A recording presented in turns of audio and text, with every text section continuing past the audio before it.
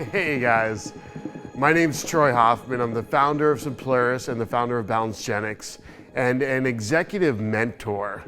What we do every week here is we're creating these things called Fireside Chats. We basically transform this entire space into a studio every week. 4, 3. In the house today we've got Walt Tomolina. Today in the studio we have Ty Cannon. He's also one of the top anti-aging doctors in the country and probably even in the world. And what I want you to see is the opportunity to be exposed to all these different entrepreneurs, all these different people that can share their wisdom and insights, because one idea can change your life today.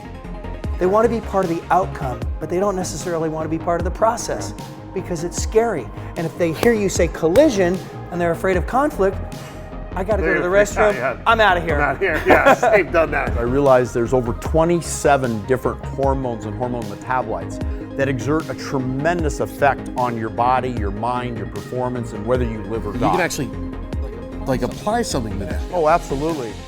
So self-love is a big thing, and then service to others, because that's really my life's purpose. Yeah. And then social graces. I really want to teach even, especially the younger generation, of really just, not having your cell phone out when you're sitting there talking to people, just being kind and respectful to people. people. What's the course on? Basically, I believe I'm going to call it the miracle breakthrough of just, helping people release habits and, things that are not treating them well.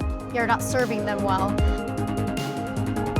One new concept, one new thing you can take back to your workplace, one new thing you can take back to your company, one new thing you can take back to your family to change the way you think and see and change everything about what you're doing and the actions you're going to take.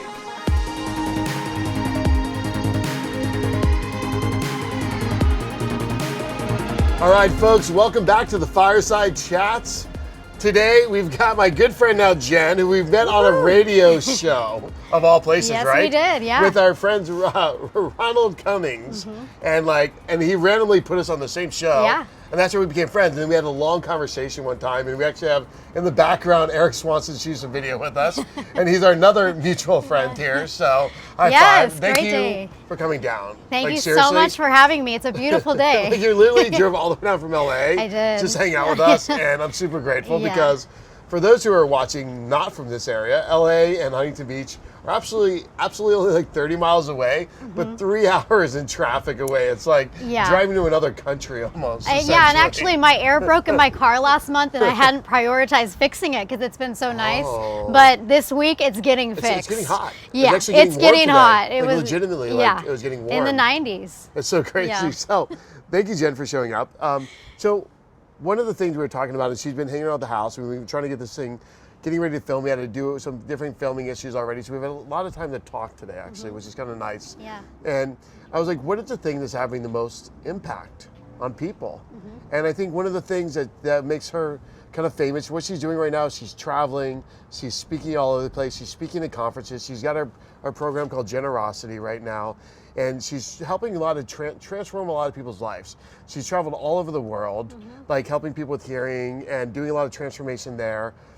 She's been involved in everything from the church world. She had drug and alcohol addiction problems at the time, and we've shared a lot about that, like with my own addictions, with cigarettes and getting rid of like all these things that are like holding me back in life. And we had a lot of different people. Robert D. McDonald that was here, he was talking about his releasing like grief and the different things he uses NLP to release addictions and traumas and everything else. And you've been struggled in your past with mental health.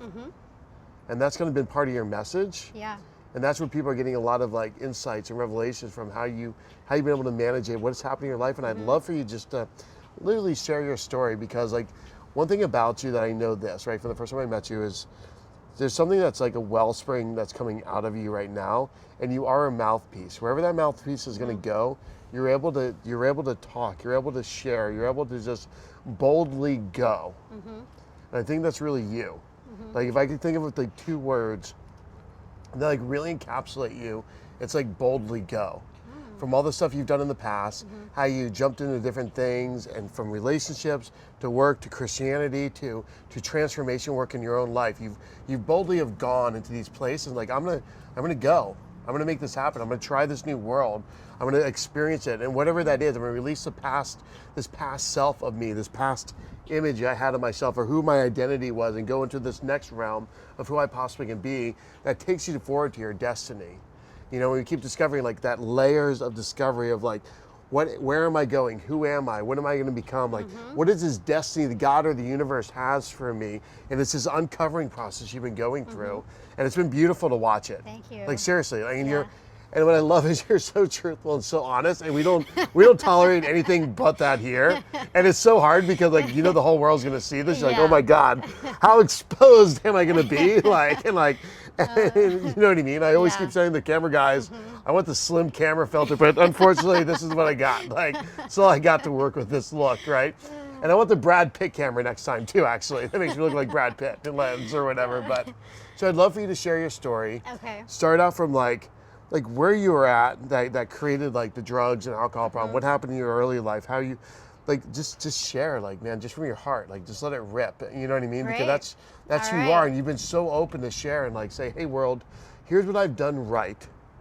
These are the things that have happened to me. This is how I overcame this. This is how I'm still overcoming this. This is how I'm changing my life and the people around me's life, because who I am is not who I used to be. And who I'm becoming is not yet there, but I keep doing the work to become that next better version of myself. And I've watched this over a period of time. You're just boldly going. All right. So please share away. Yeah, thank you so much. So, you know, starting off as a young child, I had molestation at 5 years old. And it was something that I repressed for many years. I didn't even remember it. And, you know, at the age of 13, my parents got divorced. And around that time is when I had my first drink. Yeah. And I remember thinking, oh my gosh, this is amazing, Yes, you know, yes. like woohoo. I was there with you. I was there with you. We were having keg parties like 13. I was doing keg getting stands. drunk in like the woods with my buddies. All right, Yes. yeah, I hear you. So, you know, and that just led to, you know, ecstasy and more drug use, cocaine and marijuana and pain pills and diet pills. So I just, you know, started living a life of, you know, using, you know, changing my awareness and my consciousness. That was just how I lived. And I was able to highly function, you know, and, you know, my parents, you know, they probably knew I had some things going on, but they were like, you're getting straight A's. That's all they really cared about. Like, we want you to get a good education and go to college, you know, and so I kept that up. And, you know, after college, I, you know, was serving on nonprofit boards and working, and was always, I think, trying to find my value in my job and my career and my title. So I was always striving, you know. And you know, that was just how I lived. I'm so glad now. I remember waking up with so many hangovers, you know, just not being able to get out of bed. But you know, and even in that process, you know, I got married, I got divorced. How old were you when you got married the first time? I was 23. 23, got it. And because of, you know, alcohol and different things, I actually had an affair on my husband. And decided to leave. And after that, I was really, you know, trying to moderate, and I calmed down on some things, but I really was looking within, what do I want to do with my life? And I had never moved out of Arizona. And you were in Mesa, Arizona. I went to Arizona State. Nice. The party school. Yeah, of course. Like the #1 party. That's exactly. just like, I was at Florida State. We were below you. Exactly. Like you guys were above us in party schools, I think. Like, it's true. Yes. So I just, you know, I'd always been giving. I'd always been involved in like serving in nonprofits, and I was like, I want to serve and travel the world. You know, I want to do something. You know, I want to get out of the country. And so I remember journaling, and I wrote. I still have the journal. How old were you at this time? 26. 26. So this is after the divorce. Yeah, after the divorce. And I still have the journal, and I wrote, you know, I want to travel and serve the world, or at least go to Europe. And I remember, or at least go to Europe. Like the clause is, at least I'm going to make it to Europe. Go to Europe. Okay. Serve the world, at least I want to see the Eiffel Tower or something. Okay. So I remember, you know, just kind of visualizing and, you know, imagining what it would be like. And I know that's a powerful tool of manifestation. Well, it worked. And within 2 months of writing that journal, I ended up meeting Bill and Tanny Austin of Starkey Hearing Foundation. And they're billionaire philanthropists and traveling around the world. And I said, I saw your videos, and I'm ready to go. And they loved you And, probably. You were like bubbly and like, oh, we need I her. ran up to them at an event, and I called their name, and they looked at me, and I was just like, I'm ready to go. And, Mrs. Austin said, I met Bill over 20 years ago in an airport because I walked up to him like you're walking up to us. It's funny. So she resonated with awesome. that. And within a month, I was in Ethiopia and Lebanon, and it started my service journey around the world. So, in those 4.5 years, I helped develop and scale a community-based hearing healthcare program and, train community-based workers on 5 continents, 45 countries. And it was such a blessing. It opened my eyes working with people of all different cultures, races, religions, socioeconomic statuses. And, I just feel so blessed. But during that time, I was still, using. I mean, I could write a book on how to smuggle marijuana to 45 countries. Yeah, nice. Including Indonesia and China, which I'm pretty proud of. But it's because I was like, I was giving, and trying to just cope and escaping. Yeah. So, and ultimately, I burned out. I ended up in the Nairobi hospital for 3 days with a kidney stone. And, that kind of started the journey. And then ultimately I got really depressed where I couldn't even go to work. Like I tried, and I would get to the office and I wasn't in the game. Yeah. And so I decided to resign. Wow. And that really started like the healing journey. Yeah. And it really like knocked me on my butt. It was, it's. So how old were you? How long were you in this game for? 26, you met them. How many years were you doing this traveling before you resigned and got burnout? I was about 31, I think. Yeah. So you were in a good 4 or 5, almost 6 years, basically. Yeah, jet setting all over, and it was beautiful. But I got burnout. I got burnout. Yeah. And you were still doing. You were doing what were you doing at this time? Marijuana, just alcohol? Marijuana, alcohol, and then pain pills and diet pills. And diet pills. Yeah. Like epinephrine or like ephedrine. Okay. So I would use it as energy and wake up and all right, I got to be on my game. I got to train volunteers today. We have 500 patients. Yeah, come on, let's go, fire it up. Let's go. Yeah. I live off coffee, which I'm feeling convicted by Eric Swanson right now. Yeah. To get off coffee now. I know. I was feeling guilty, and I'm like. I look at Eric. I'm like, I got to get off coffee. Like this is my last drug, Eric. That's how I feel. I was feeling guilty, but I'm like, I'm not giving up my coffee. I've given up so much. Yes. I'm not smoking anymore. I barely drink anything anymore. Yeah. I drink a lot of water. I'm eating healthy. Guilty. I'm not eating gluten-dairy or eggs. I backslide. When I backslide now, it's like I'm having pizza or burgers and fries. I'm the same. That's my level of backsliding I'm at right now in my life. Okay. Well, that's good. Yes. Yeah. No more porn. Nothing. I'm just staying off everything, trying to stay clean. Good. Me too. So keep going. That really, so I started to be like, okay, I'm going to moderate my marijuana. I'd been smoking every day for 10 years, and I'm going to moderate my drinking. And do you think marijuana affected you that much? Yeah. Why do you think marijuana affected? I mean, you hear all my friends, I don't do marijuana. It still is the thing that I want to do every single day, but I can't because, I'll try to moderate. I mean, they say marijuana is great. Everyone's like, oh, marijuana is great. Well, it is great, but I don't know if I have this addict, if I'm an addict, whatever they say is a disease, I don't really understand it, but I'll, try to smoke and I'll just do it 1 day a week, which I tried and I did for a while, and then all of a sudden it goes back to every single day, and it starts at 5 o'clock. Then I'm like, well, it's lunchtime, well, it's 8 o'clock in the morning. I mean, why not? And then I just get I start feeling tired, I'll overeat, I don't want to connect with people, and I get depressed ultimately. So it's like a vicious cycle. So I tried to moderate everything, and then I realized I couldn't moderate. Wow. I went back to Arizona, and I was going to have 2 drinks, and I ended up getting wasted and ditching my friends, doing cocaine in some VIP booth with guys, and I blacked out, and I woke up on the side of the street with some guy asking me for my number. And that night, I got home luckily, and I woke up. I told my grandma to take her to church. Yeah. And so I'm like, oh my gosh, I can't do this, but I don't want to let her down. Yeah. So I'm smoking weed on the way to pick grandma up for church. And I walk in the church, and they give you the pamphlet, and it said, "Addiction must fall." Wow. And so that was really kind of a wake-up call to me. God's like, hello, listen here. Okay. Yeah. It's like a megaphone. Yeah. Okay, got it. So I was like, God's talking to me. Yes. So, I then realized I couldn't do it alone. And I started searching. It's funny. I ended up in Marijuana Anonymous. And people are always like, is that a thing? I didn't know Marijuana Anonymous. It is. Okay. There's only a few people that go. But yeah. And then I ended up going to AA because I found it's really all the same thing. And it's a bigger network. Yeah. And so that's when I really started my journey of healing, That's of awesome. being able to have to feel your feelings. And the first year was hell. I was in bed a lot. I was depressed.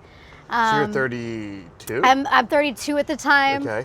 I had this huge This career is where I 3 was. years ago. Yeah, 3 years ago. About 3 years ago then. Okay, got it. Yeah, so it was like I lost my identity of my job. I didn't have any of those things, and I'm depressed, but I knew that, I needed to change my lifestyle if I'm really going to serve. I was able to serve, but my calling is something greater. God didn't bring me through all those experiences to not, move forward Do something, and help others. impact, serve at a much higher level. Yeah, so I just went through it, in those hard times where you have to feel and you're not used to it. But it took about 2 years for me to really start feeling better.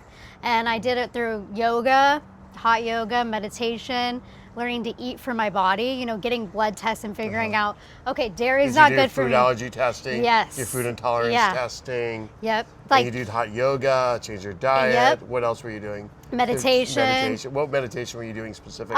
It's called the Turning Within method. It's a guy named Kelvin Chin, and it's an offshoot of a transcendental meditation. Got it.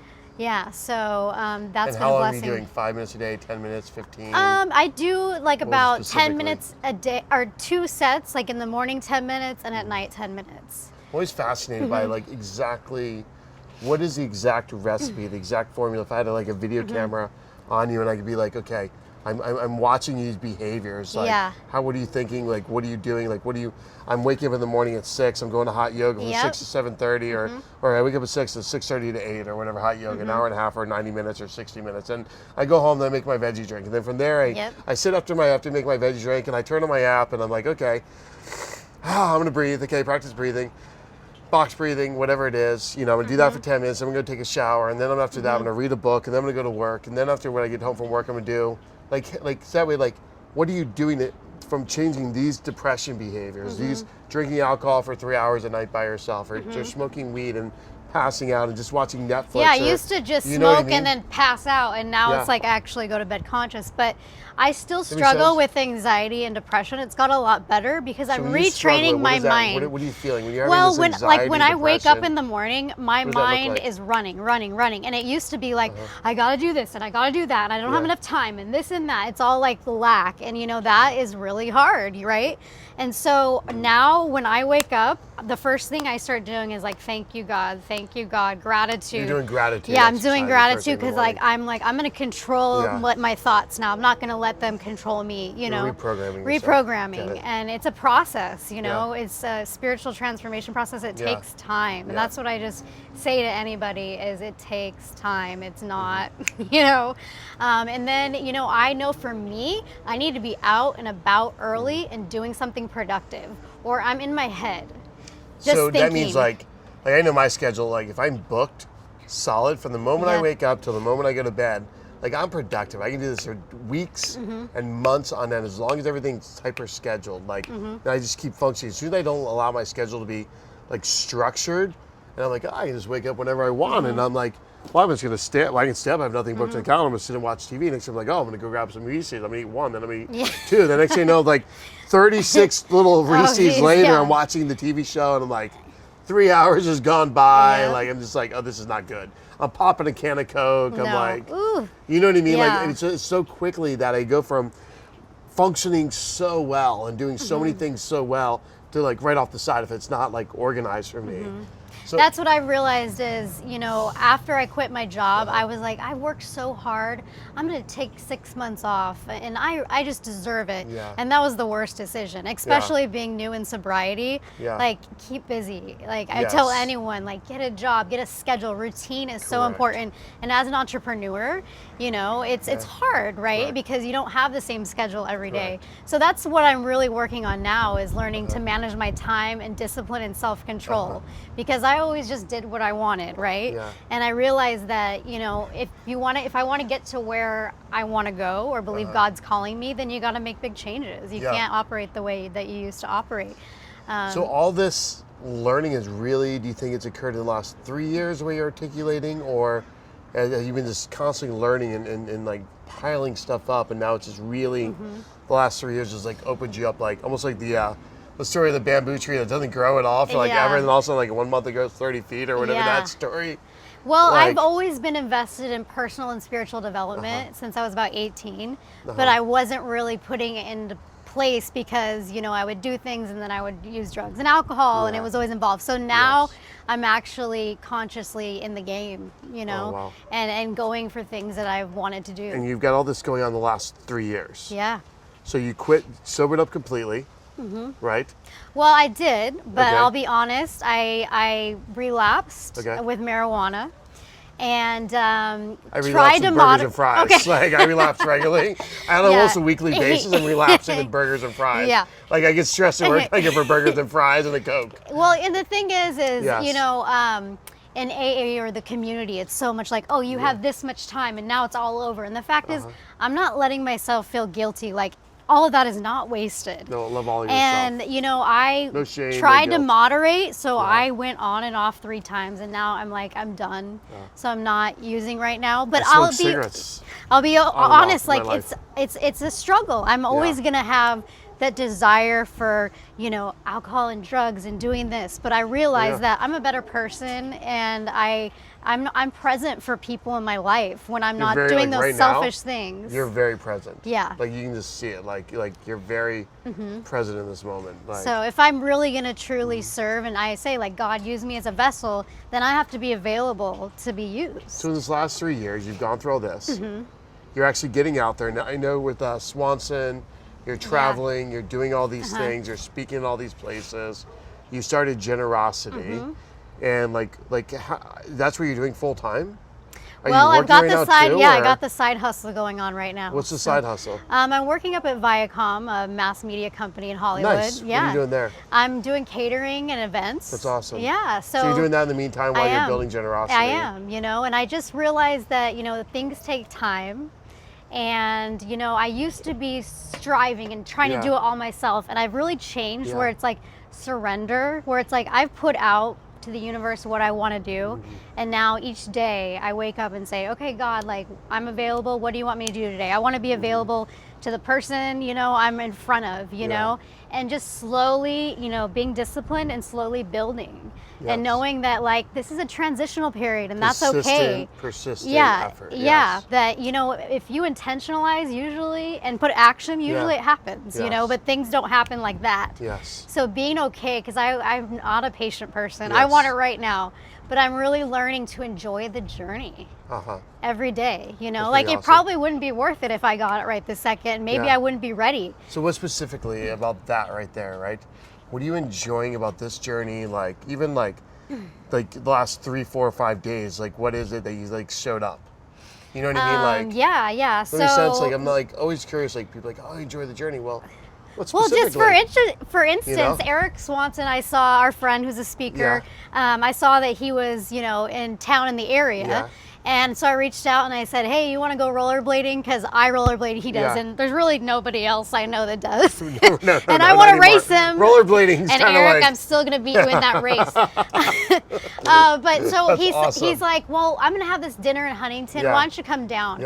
And I go, you know what? I'm going to come down. Well, guess what? I ran into you last night, and we never met, and you asked me to be on the show today. High five! Yeah, so there you go. That's one example that's awesome. of you just, you know, like knowing, okay, I'm gonna go with it, and like it's funny, but I had thought a couple months ago I'd love to be on your show, and so I didn't even have to really put it out there; it just came. That's what I'm realizing is that things come in the right time, and just don't stress, like you know.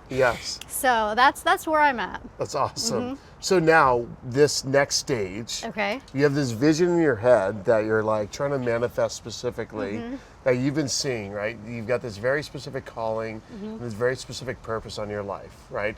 That you've told me about before. I've heard about it. I've watched your posts on your Facebook posts or whatever.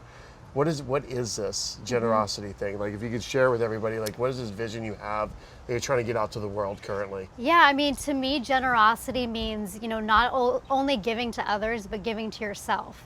That, give the best of you, not what's left of you. So you can't fully give to others if your cup's not full first.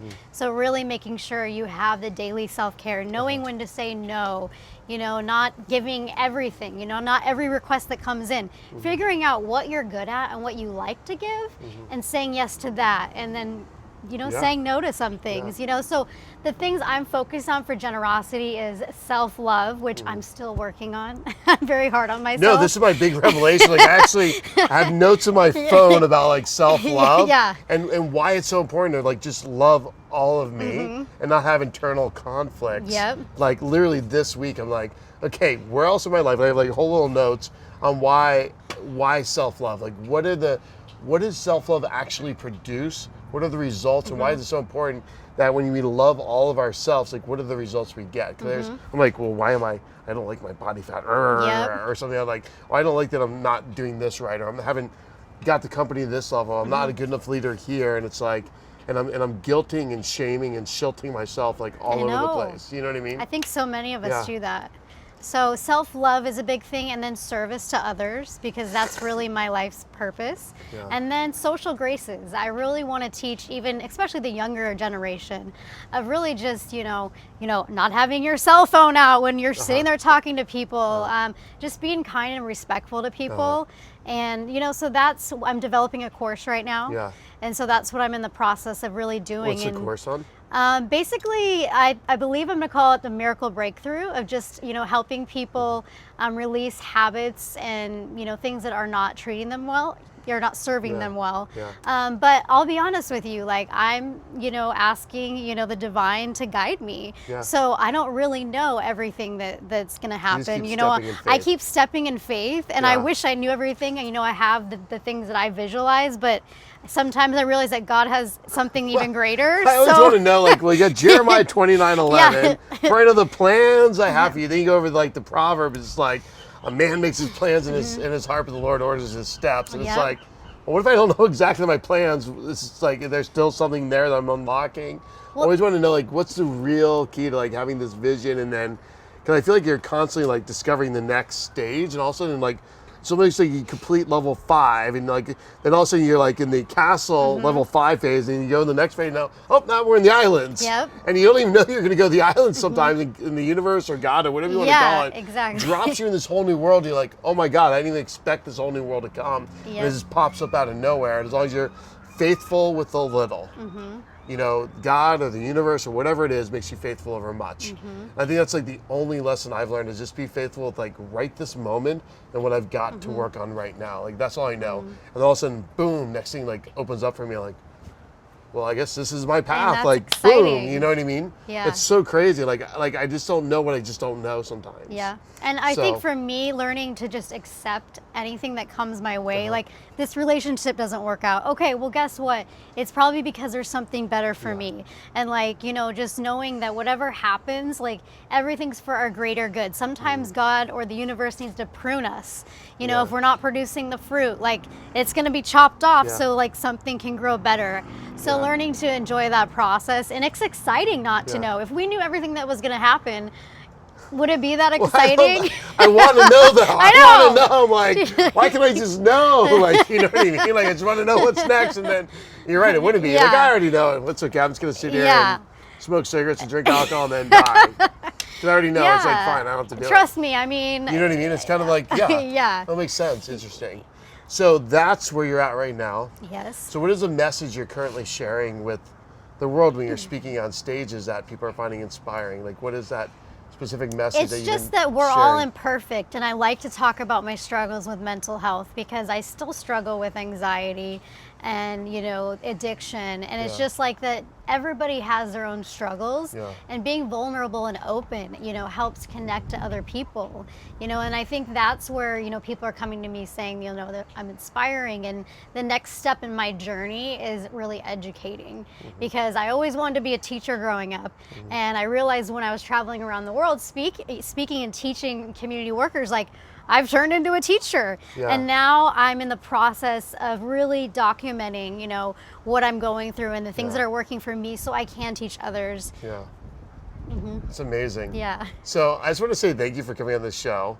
I think our time's probably up already. Yes, I know. I'm not sure how far we've gone, but thank you very much for doing this. Thank you for sharing. Thank you for having me. Thank you for being vulnerable and sharing. Like, we'll have a link to you. We'll try to share some of your stuff online, and hopefully even whatever you have now that you're putting together, even if we can share a little bit that with the rest of the world, like what they can do to change. Like if they're having mental health issues, if they're going through depression, if they're going through sedation issues, if they're going through challenges in their life mentally, and I've got friends that are on lithium and friends that have broken down and stolen a garbage truck in Harvard Yard and done donuts in Harvard Yard. I had a friend almost a week ago try to commit suicide in this house that we're at right now because he had mental health issues and they broke down and no one knew how to deal with it. And his family didn't know what to deal, and no one else even wanted to give him a place to live. I was like, come crash here. And I didn't know exactly what he was to do. And then he got rid of his meds and poured them down the sink and then lost it and tried committing suicide. Like, this is the real issue. Like, more people are having more issues than ever before because of poor diets and the drugs and the different chemicals that are just screwing up our bodies. And the funny thing is that we knew this was coming. There was people that was like in the wilderness screaming, hey Americans, hey world, if you keep feeding your people this way, these results are going to come. There's something called the Pottinger cat studies.